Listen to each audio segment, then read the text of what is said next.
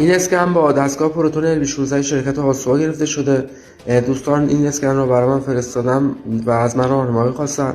من با توجه به تجربه‌ای که در اسکن فلز مس با دستگاه پروتون 16 سنسور داشتم، به دوستان گفتم که این یک فلز مسی بزرگ است.